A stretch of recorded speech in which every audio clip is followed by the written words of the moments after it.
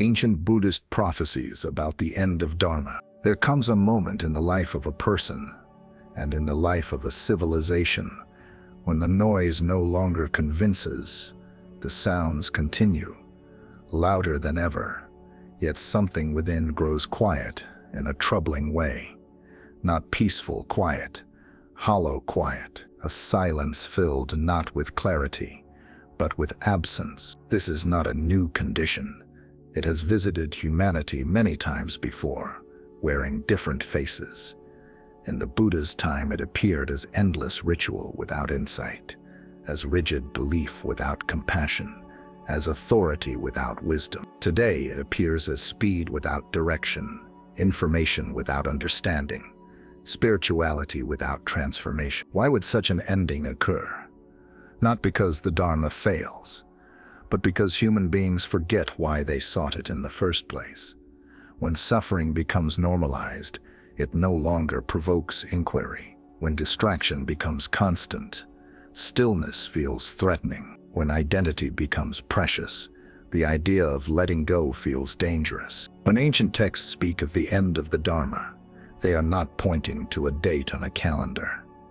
They are pointing to a condition of the human heart, a time when the teachings still exist outwardly, yet no longer penetrate inwardly, a time when people speak of liberation, but no longer hunger for it deeply enough to change their lives. The Buddha did not imagine history as a straight ascent toward awakening.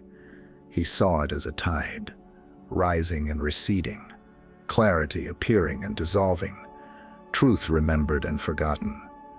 He spoke calmly about a future in which the Dharma would not be destroyed by enemies, but weakened by neglect, not erased by force, but softened by comfort, not lost in fire, but drowned in noise. The Buddha understood this with remarkable clarity, and so, with neither despair nor accusation, he spoke of decline, not to predict collapse, but to awaken responsibility.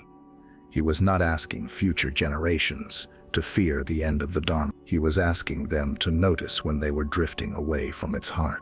In the earliest days after the Buddha's awakening, the Dharma was not yet layered with interpretation. It moved from person to person like a flame passed carefully between hands. Those who practiced did not ask how long the teaching would last.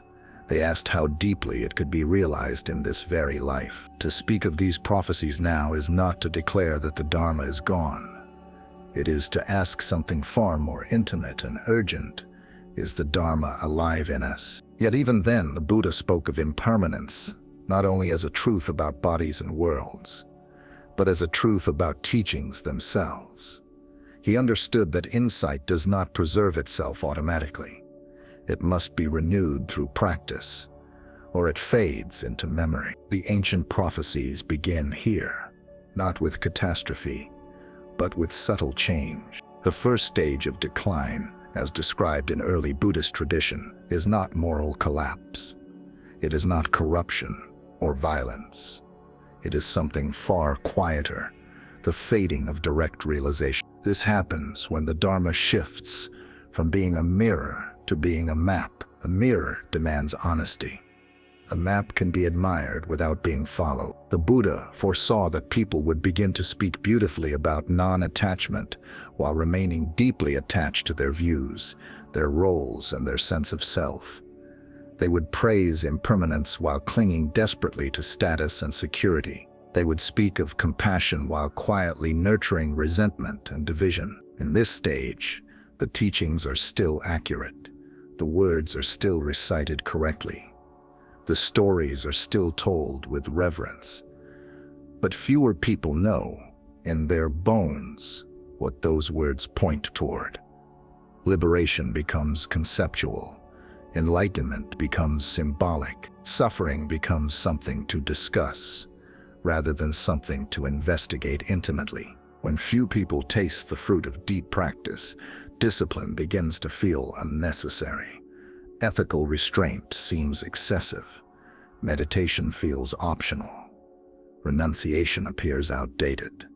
The path is gradually reshaped to fit ordinary life, rather than life being reshaped by the path. As generations pass, this lack of realization leads naturally to the second movement of decline, the weakening of practice. This is not hypocrisy born of malice. It is the natural outcome of practicing with the intellect alone. The mind understands quickly. The heart changes slowly. Without sustained effort, insight remains shallow. Yet the Dharma was never meant to be comfortable in the beginning. It was meant to be honest. It was meant to reveal how craving operates, how identity tightens, how suffering perpetuates itself through unconscious habit. When practice weakens, the Dharma becomes decorative. It remains present in language and imagery, but loses its power to cut through illusion. It becomes something added to life, rather than something that reorients life entirely. The Buddha warned that in such times, people would seek teachings that do not disturb them. They would prefer comfort to clarity, reassurance to transformation. Practice would be shortened, softened, and reinterpreted to avoid discomfort. The first and greatest threat to the Dharma, according to these prophecies, is not opposition. It is forgetfulness, forgetting why one practices, forgetting that suffering is not solved by rearranging the world, but by understanding the mind that meets it. The Buddha compared such a time to a medicine still sitting on the shelf while the illness continues untreated. The cure exists, but the willingness to take it has faded. Importantly, the ancient prophecies do not blame individuals. They describe conditions. When life becomes crowded, practice requires more intention. When society rewards speed, stillness requires courage. When distraction is constant, attention becomes revolutionary. As the fading deepens, the ancient prophecies describe a change that is more difficult to notice, because it often wears the face of devotion. The Dharma does not disappear. It becomes familiar, and familiarity, when unexamined, slowly drains reverence of its power. And so the question quietly emerges, without accusation, without drama. If the Dharma were to fade from the world, would it be because it disappeared, or because fewer people were willing to walk its demanding, liberating path? In this stage, the teachings are no longer approached as a living fire, but as inherited warmth. People grow up around the language of awakening. They learn the gestures, the chants, the stories. Yet the inner urgency that once drove seekers into forests and long silences begins to soften. The path is respected, but it is no longer feared, and without that quiet fear, the kind that humbles the heart, depth rarely follows. The Buddha foresaw that ritual would outlive realization. Forms would endure even as understanding thinned. Temples would still be built. Texts would still be copied. Images would still be honored. But fewer practitioners would be willing to sit long enough with their own discomfort to let the teachings work on them. The outer shape would remain intact while the inner discipline gradually loosened. This is how decline becomes difficult to name. From the outside, nothing appears broken. In fact, there may be more activity than ever, more teachings available, more commentary, more discussion. Yet beneath the surface, something essential has shifted. The Dharma becomes something one belongs to, rather than something one submits to. Identity replaces inquiry. Association replaces transformation. The Buddha understood this tendency well. He knew that when practice becomes secondary, teachings are easily bent to suit desire. The parts that challenge the ego are reinterpreted. The parts that soothe the ego are emphasized. Over time, the Dharma begins to mirror the world instead of standing apart from it. The ancient texts speak of a time when people would argue over interpretations with great passion, while neglecting the simple work of watching the mind. Doctrines would be defended fiercely, yet greed, anger, and delusion would remain largely untouched. The Dharma would be used to establish correctness rather than to dismantle clinging. In such a climate, sincerity becomes rare, not because people are insincere by nature, but because the environment no longer supports depth. When spiritual life becomes visible and social, it begins to reward performance. Subtle shifts occur. Silence feels unproductive. Solitude feels unnecessary. Humility is mistaken for weakness. The quiet work of inner restraint appears insignificant compared to outward displays of devotion. This is the stage in which the path loses its edge. It still speaks of freedom, but no longer cuts deeply enough to release it. Yet people feel inspired, but not transformed, touched, but not undone. The prophecies describe how, in such times, practitioners begin to measure spiritual life by outcomes rather than intentions. Success is defined by recognition, influence, or visible accomplishment. Failure is hidden, rushed past. Yet the Buddha taught that true practice often looks like failure from the outside, long periods of confusion, humility, and patient endurance. When these qualities are no longer valued, the Dharma shifts subtly from liberation to management. Instead of uprooting suffering, it becomes a way to cope with it. Instead of revealing illusion, it becomes a language to make illusion more comfortable. The Buddha suggested that in such eras, the Dharma would survive not through institutions, but through individuals, through those willing to sit alone with their minds, through those willing to live ethically, even when no one is watching, through those willing to question themselves more deeply than they question the world. Still, even here, the ancient texts do not speak with despair. They acknowledge something important. When the Dharma becomes diluted, it also becomes selective. It withdraws its depth from the many and offers it quietly to the few. In times of decline, sincere practitioners often practice in obscurity. They are not drawn to prominence. They are not concerned with preserving appearances. They are drawn instead to simplicity, to fewer possessions, fewer distractions, fewer explanations. They rediscover what earlier generations knew instinctively, that awakening does not arise from accumulation, but from release. The question that echoes through this stage of the prophecies is not accusatory.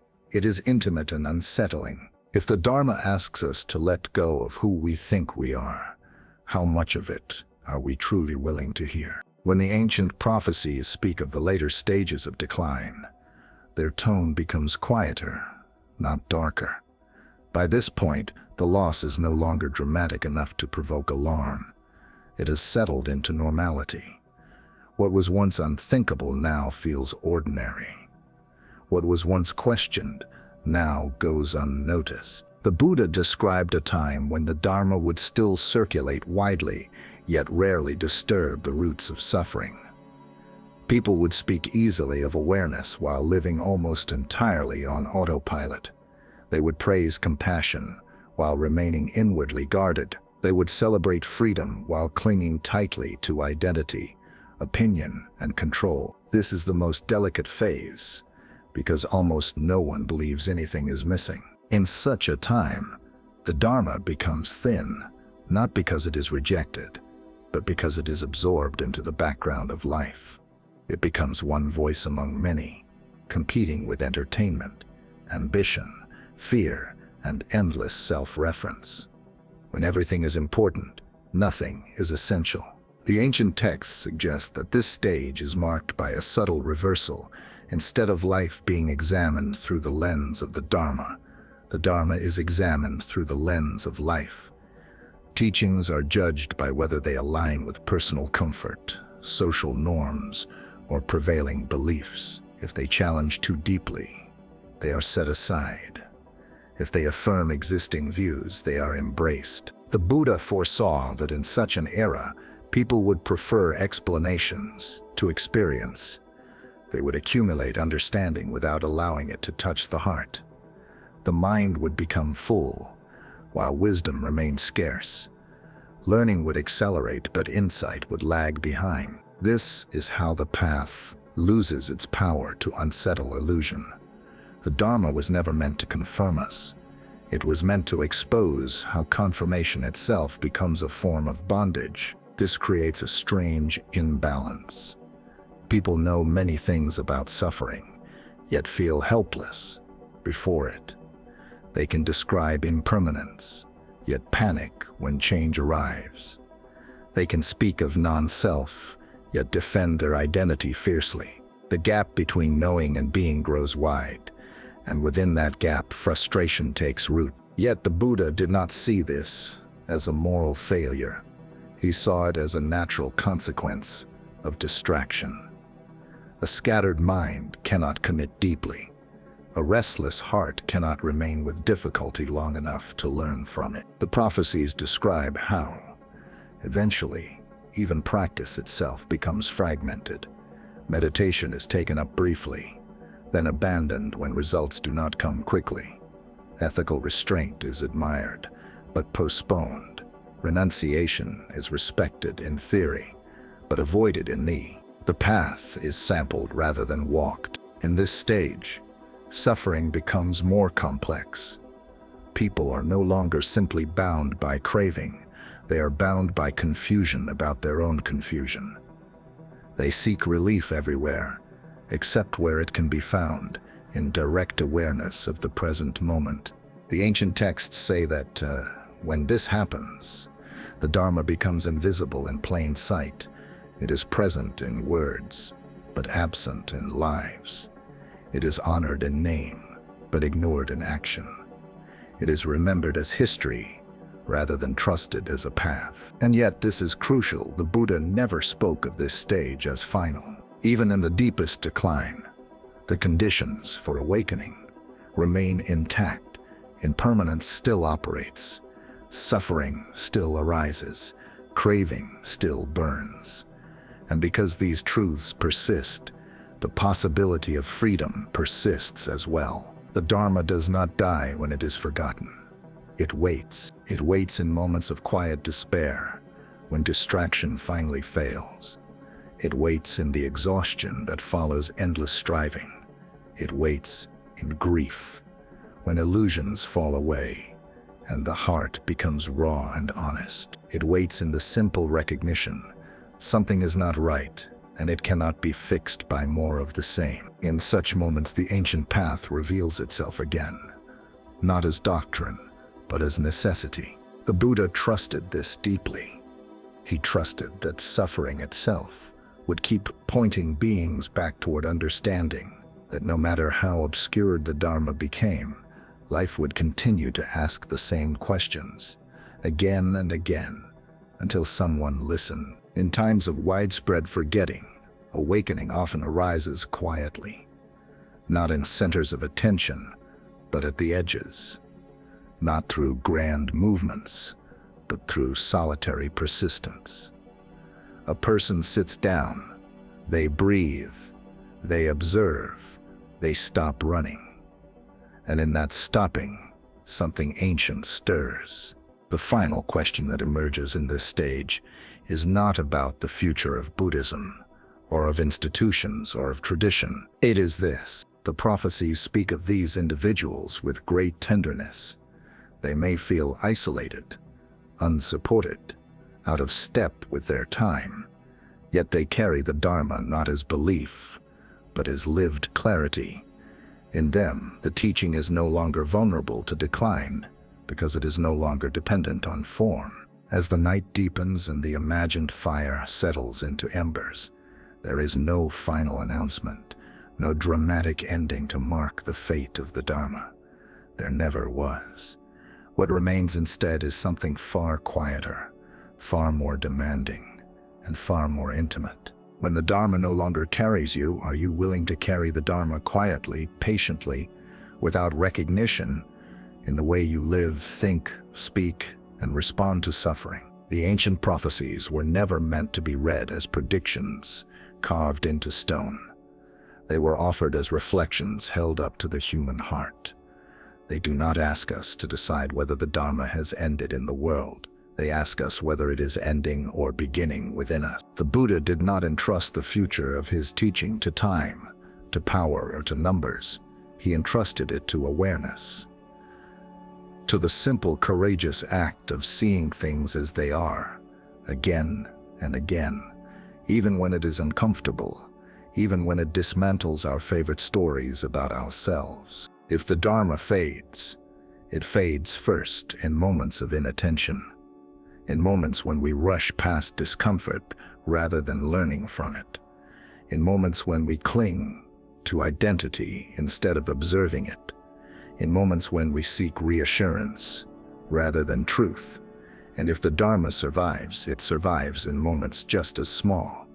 A breath taken consciously, a reaction softened, a choice made not to harm. The end of the Dharma, then, is never an ending imposed from outside. It is a slow turning away from direct experience, and its renewal is never a grand revival. It is a quiet return, a return to the body, sitting where it already is, a return to the mind, watching without interference, a return to the heart, willing to remain open even when it trembles. In every age, the world grows loud. In every age, something essential is forgotten. And in every age, a few remember, not loudly, not publicly, but faithfully. If you are listening to these words and feel neither comforted nor frightened, but gently unsettled, that is not a mistake. That unease is the beginning of honesty. It is the recognition that no teaching, no tradition, no voice can walk the path for you. It must be walked with your own steps, in your own life, exactly as it is. The Dharma does not ask you to withdraw from the world, nor to save it. It asks you to see clearly within it, to live in such a way that greed loosens its grip, that hatred finds no foothold, that confusion slowly gives way to understanding. If even a single person does this sincerely, the Dharma has not ended. It has found a home. And if this space, this quiet unfolding of reflection and presence, has supported that remembering, you are welcome to continue walking here, not as a follower, but as a fellow traveler, not to collect teachings, but to live them. The fire will always be lit for those who come in sincerity.